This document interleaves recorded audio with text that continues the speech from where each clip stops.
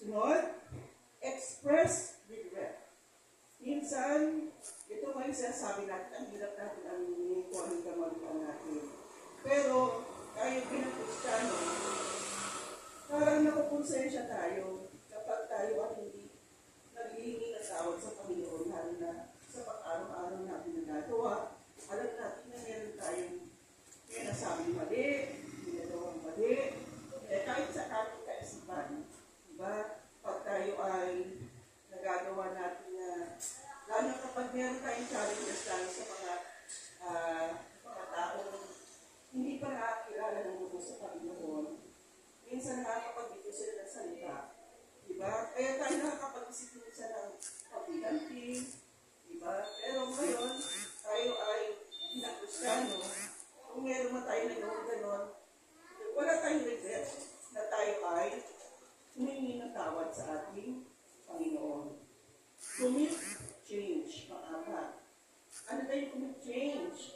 Humingi na tayo ng tawad, in-acknowledge na tayo ay mali, at alam natin na dapat tayo ay humingi ng tawad sa ating pagkakamali.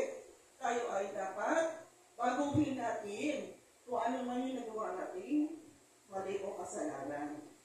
At ang panghuli, ask forgiveness.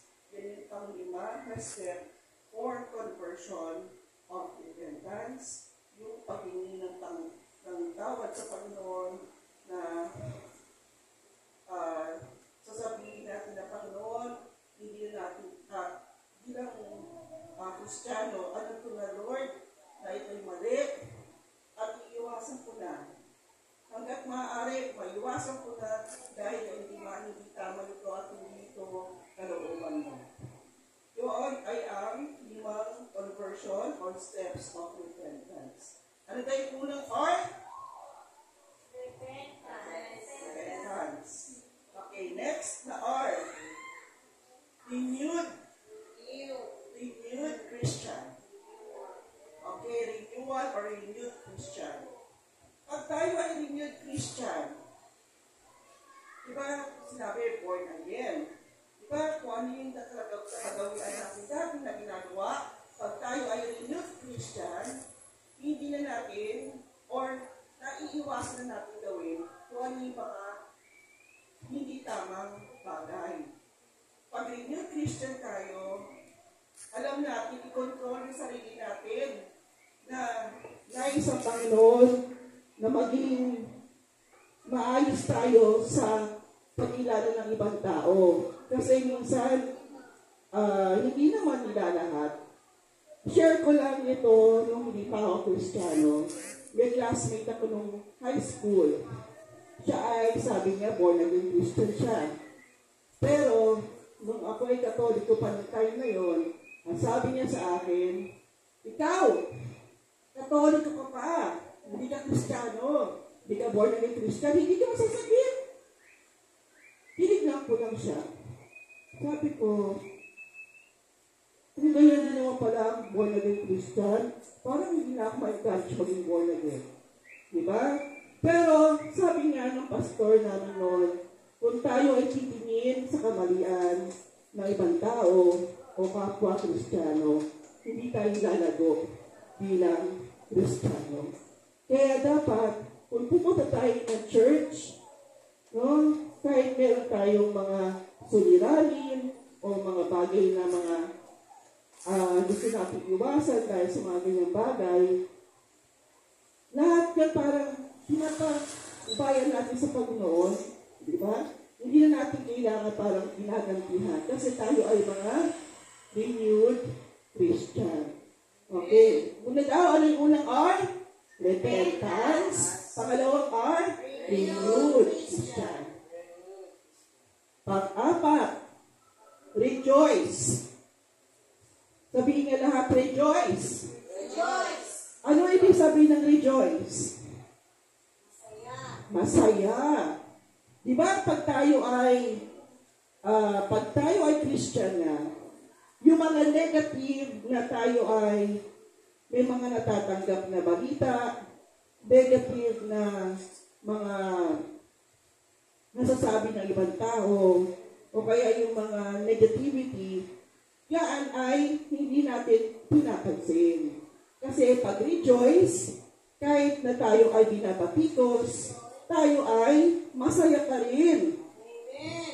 Kahit tayo binabatikos, hindi natin yan dinadamdam. Kasi hinihipon ng Lord ang ating heart na maging masayahin. Kasi pinapaubaya na natin sa ating Panginoon ang lahat ng bagay. Dahil kasi ang gusto ng Panginoon, lagi lang tayong masaya sa Kanyang presensya. Kasi kung wala tayong presensya ng Panginoon o pag ng Espiritu, magiging mahina tayo. Tayo ay, yung strength natin hindi ganong katibay kapag tayo ay wala sa presensya ng Panginoon. Kaya dapat, kahit meron tayong mga suliranin, mapagdadaanan ng mga pagsubok, maging sa physical, maging sa financial, maging sa mga grades natin sa school, maging sa mga suliranin ko sa trabaho o sa mga nagkatrabaho, pati sa mga business, kasi hindi lahat ng business ay umaangat. Kaya naman siguro, dapat kahit na ganun man tayo nakakaranas ng ups and downs sa ating mga buhay, maging rejoice pa rin tayo dahil hindi tayo nawawalan ng pag-asa na tayo ay hindi pagkukulangin ng Panginoon. Magbibigay pa rin siya ng sapat kung sapat din ang ating matibay na pananampalataya sa ating Panginoon. At ang pang-apat ay reassurance. Sabihin niya lahat, reassurance. Reassurance. Okay. Ang reassurance, iba, sabi niya,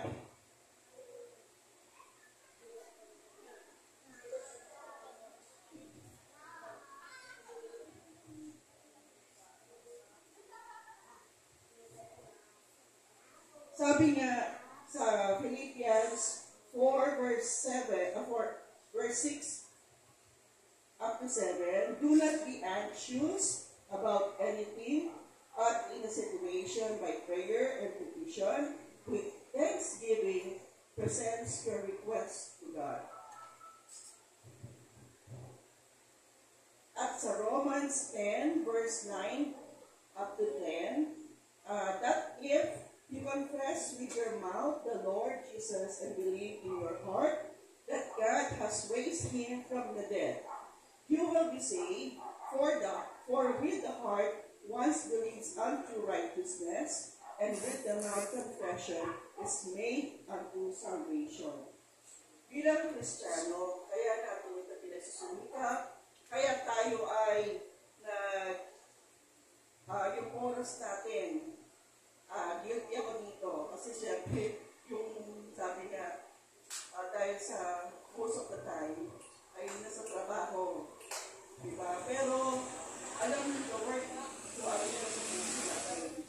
Kung ano yung ating faith natin, na kahit na tayo sa trabaho, ganun pa rin yung ating pananampalataya.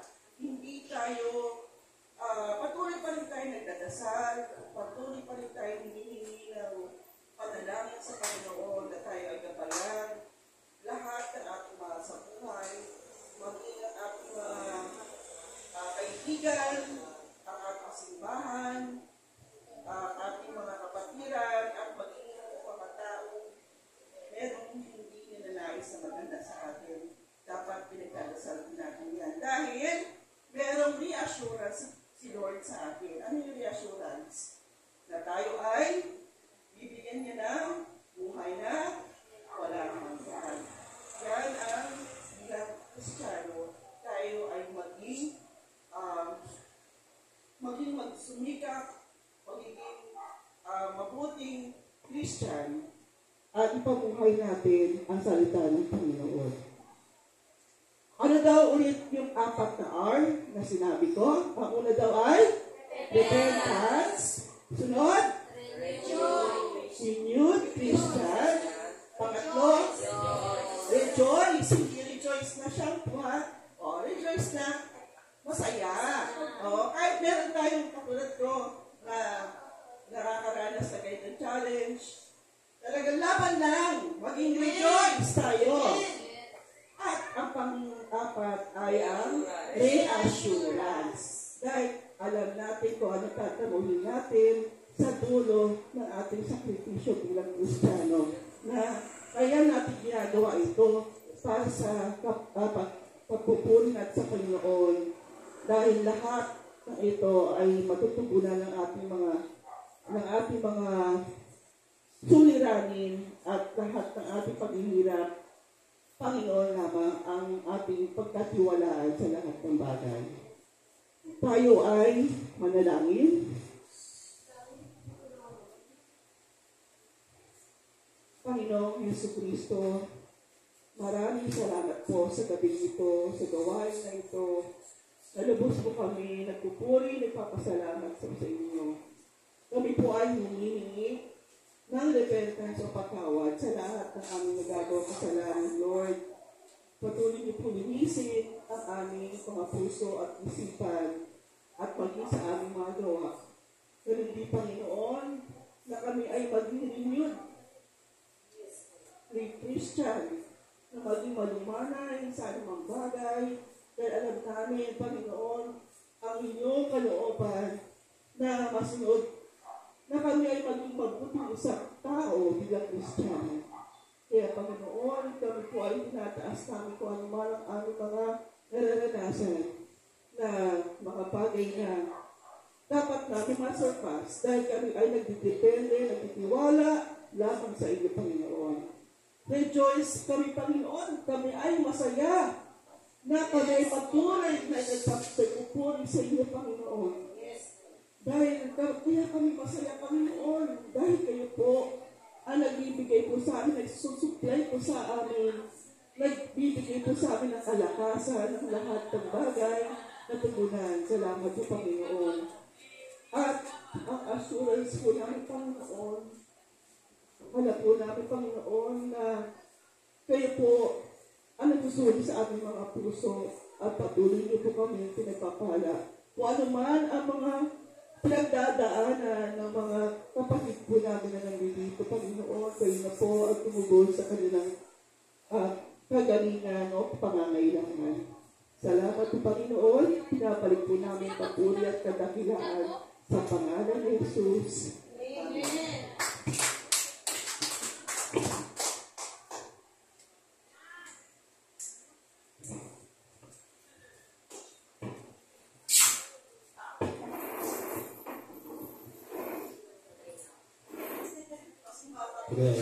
Kaya talagang tunay talaga ang Diyos talagang kumikilos sa bawat isa. Amen. Hindi na po tayo tatagal. Nagkakapo po tayo sa galawang gawain, galawang pagkasalita. Walang iba po, walang iba kundi ang ating pastora, si Pastora Bing. Palakpakan natin ang ating po Panginoon Diyos.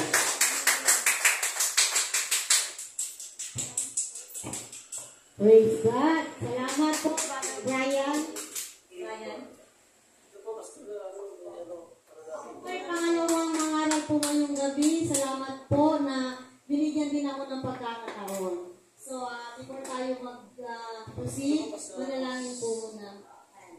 Panginoong Diyos na makapangyarihan sa lahat, salamat, Panginoon, na ako, Panginoon, tatayo dito, Panginoon, bigyan mo ako, Panginoon, ng katalinuhan, Panginoon, wisdom, Panginoon, at lahat ng aking mga kahinaan, Panginoon, itago mo, Panginoon, sa iyong likuran, na lahat ng aking sasambitin, Panginoon, ay magagaling sa iyo, Panginoong Diyos. Salamat, Panginoong Diyos, sa gabing ito, sa pangalan ni Jesus, Amen.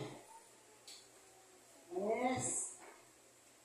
Ready na po ba tayo makinig sa pangalawang pangaral ngayong gabi? Amen! Amen! Malakas na amen po ulit! Amen! Okay, ang topic po natin ngayon na ipangaral ko ngayong gabi.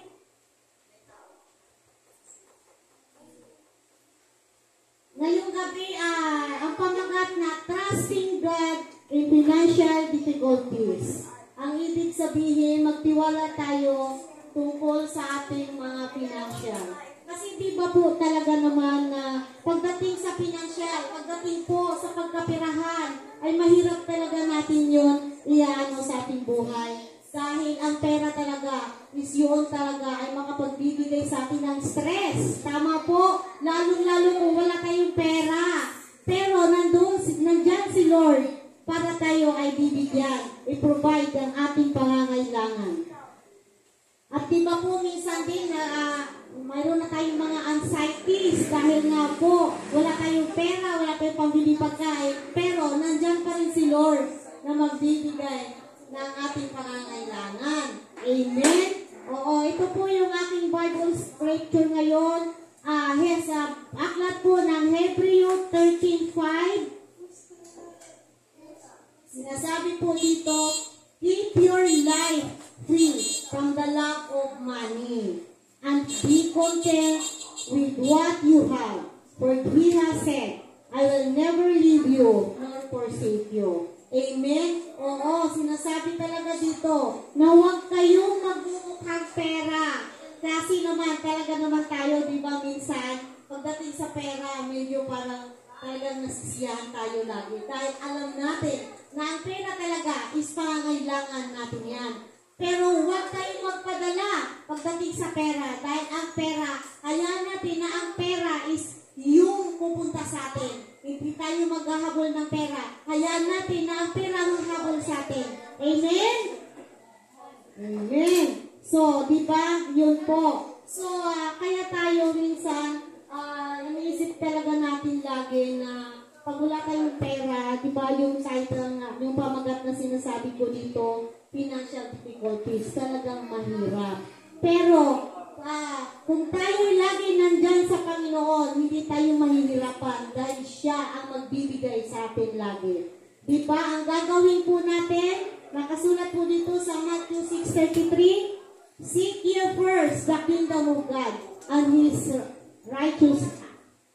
All these things shall be added unto you. Amen. Oo, pag-uunahin natin ang Panginoon, siyempre, unahin din niya tayo. Di ba? Kaya huwag natin kaligtaan na lagi natin siyang bigyang halaga dahil siya ang nagbigay ng buhay sa atin.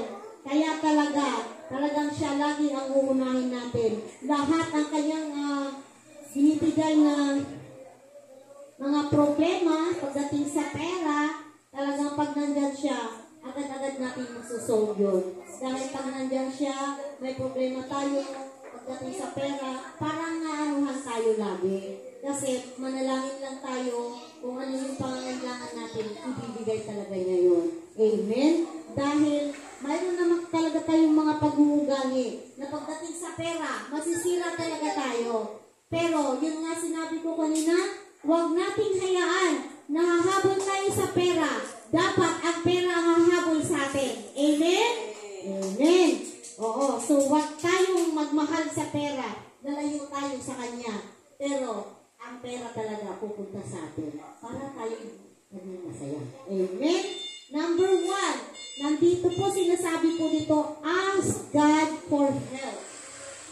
Sabi dito, mag-ano tayo, humingi tayo sa ating Panginoon ng tulong, lalong-lalo pag wala tayong pera. Ang Bible scripture natin dito, napakadali lang, lagi na natin alam, Matthew 7:7. Sinabi po dito, humingi tayo, humanap tayo, kumatok tayo. Sinabi dito, ulit, basahin ko ng buo, magsingi kayo at kayo'y bibigyan. Magsihanap kayo at kayo'y masusungan. Magsigatog kayo at kayo'y bubuksan. Amen?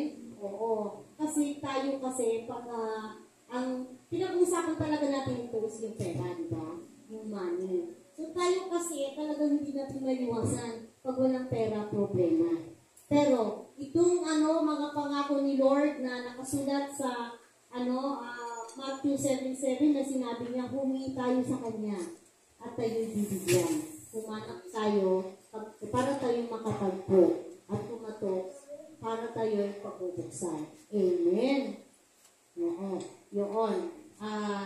Yan yung number 1 natin. Tapos number 2, remember God has a plan for our lives. Amen? Oo. Ang Bible scripture ko dito is sa Jeremiah 29:11. Oo, ito napakasimple naman talaga dahil sa lahat, sa buong mundo na, ito talaga, Jeremiah 29:11, talagang nilalagay lagi, nakikita natin lagi kahit saan-saan, di ba? Nakalagay dito, "For I know the plan I have for you, declares the Lord, plan to prosper you and not to harm you, plans to give you hope and a future." Amen?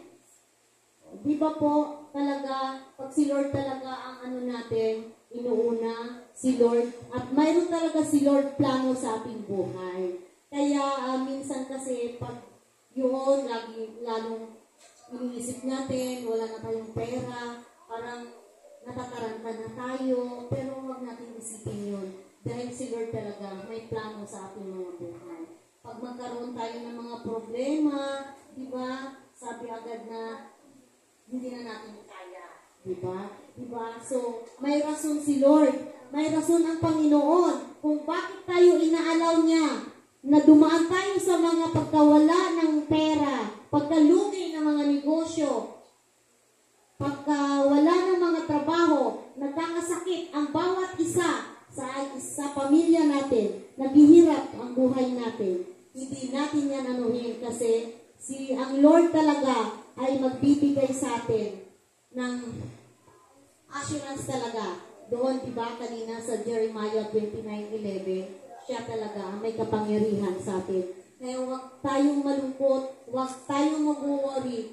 Hindi natin puproblemahin ang lahat yan. Dahil kung may problema tayo, pinapaano lang yan ni Lord na sa next season ng ating buhay, kayanin natin lahat. Kahit ano pa ang magiging problema. Amen? Amen.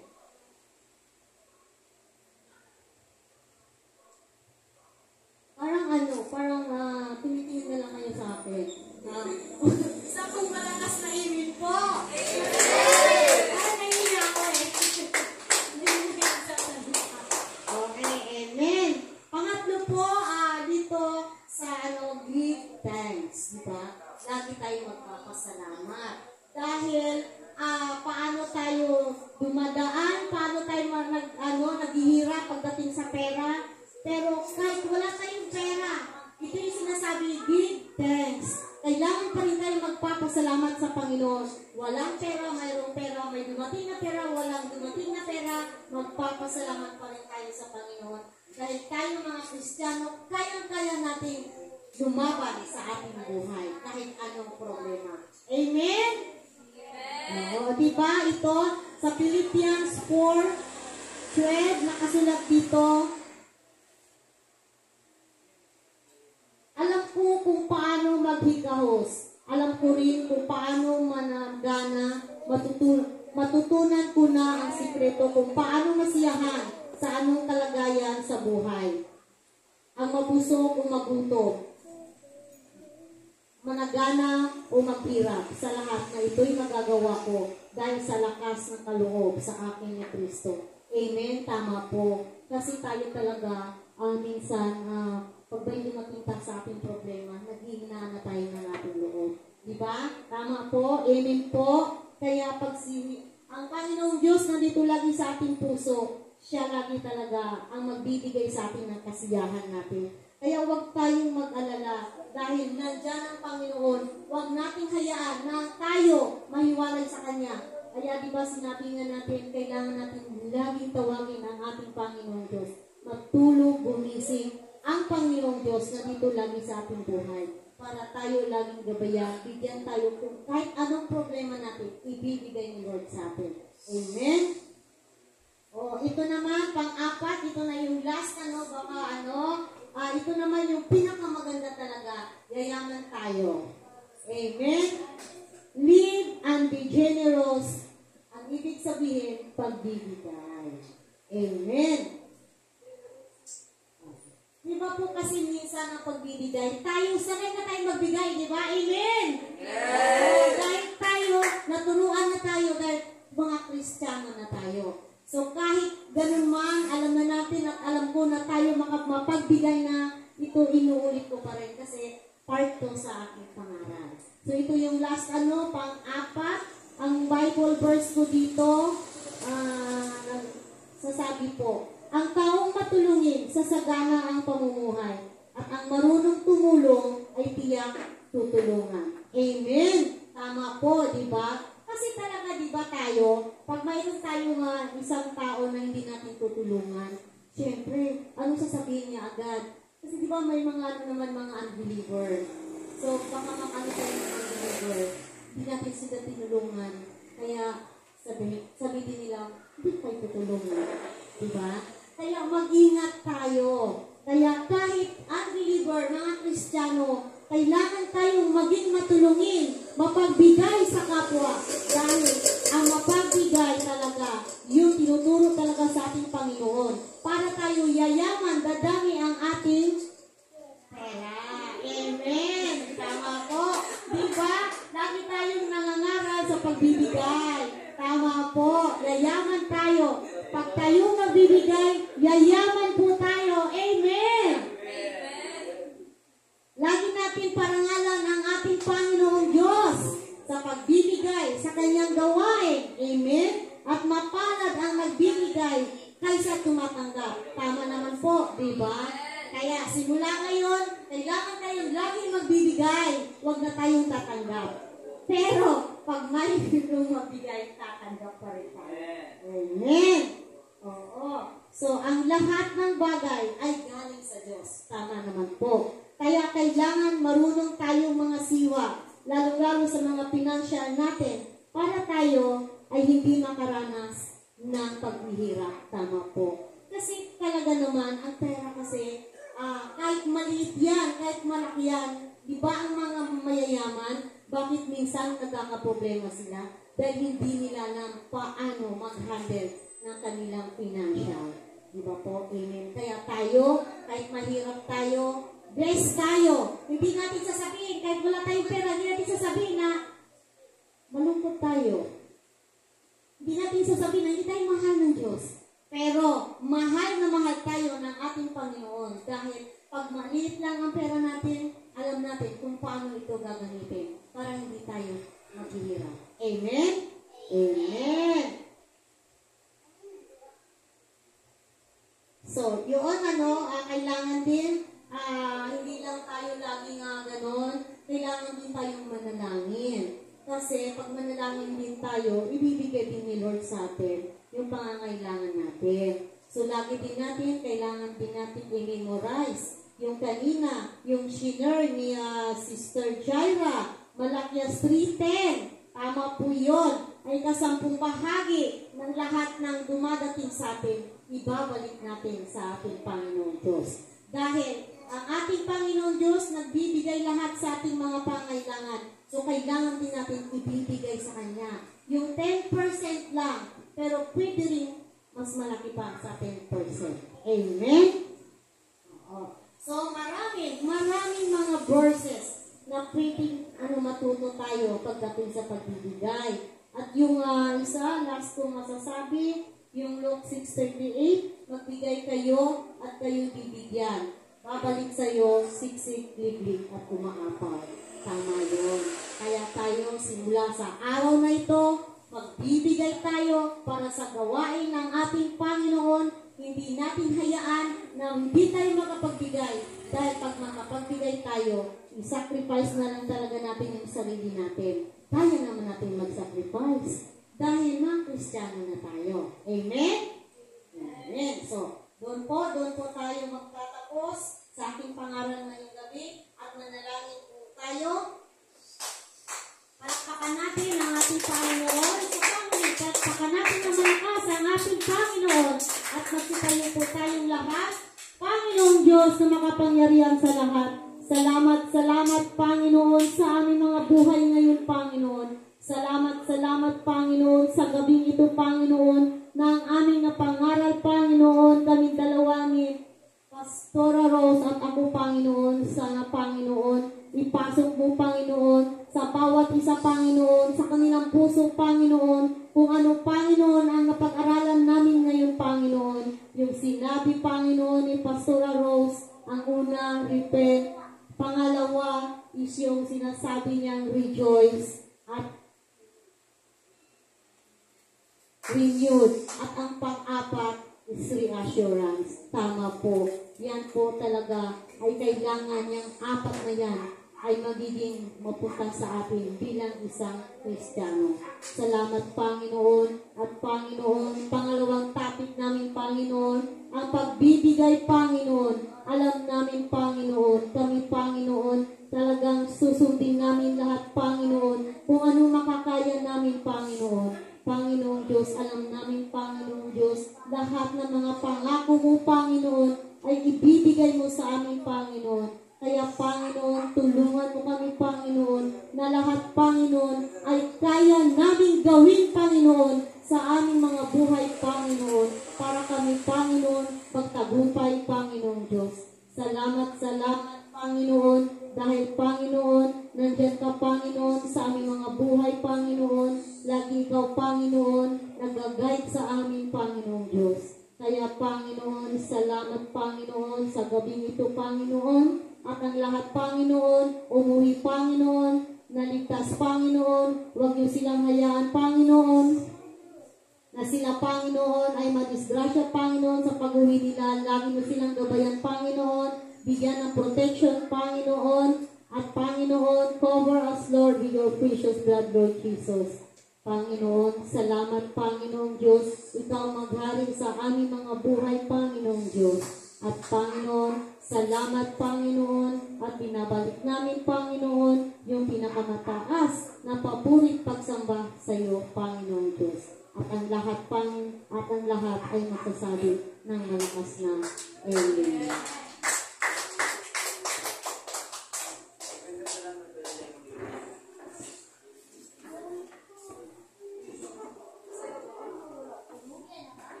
Praise.